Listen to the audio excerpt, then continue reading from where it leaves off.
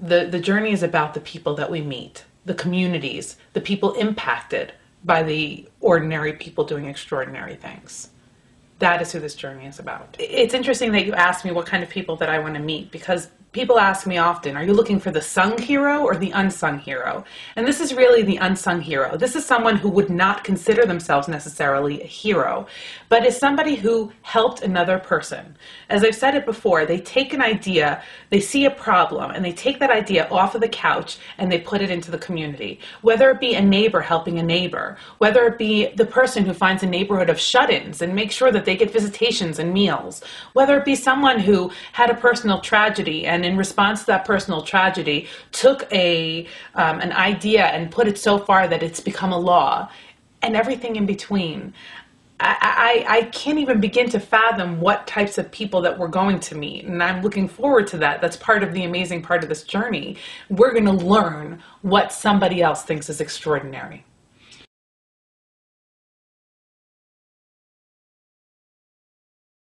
I think when people are sick and tired of the bad news, when they've just had their fill of it, this is an opportunity to take a vacation from all of that bad news. The 50 and 52 journey will be the antidote to bad news, if you will. It will be an opportunity to get online and get inspired and get excited. And remember that we as Americans, working together in our own communities, move our country forward.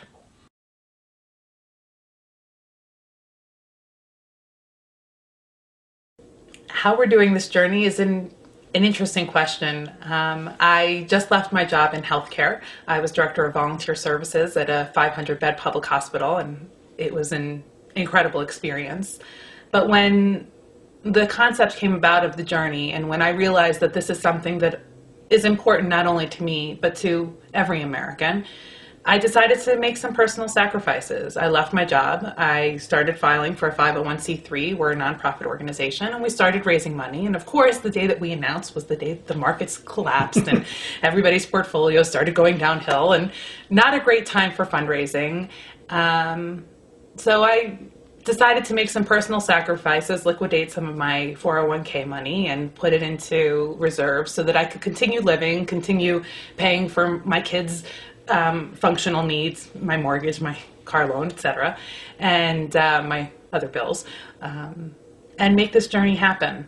I believe it is that important, and I hope that as we go along, we'll get grassroots donations from people who get excited and who want to be part of the journey, $10, $5, $1, whatever the case may be, so that we can continue bringing these stories. But yes, I am not independently wealthy. I don't have parents who can support me or grandparents who can support me. I am doing this on my own with the help of some of our fabulous donors up to this point, and hopefully with the help of others as they come along and realize that this is important to them as well. So there are three really key major components. We ask you to nominate somebody in your community. We ask you to think about how you would solve your community problems, and there's an opportunity, should you be so able, to donate as well to help us keep this journey going.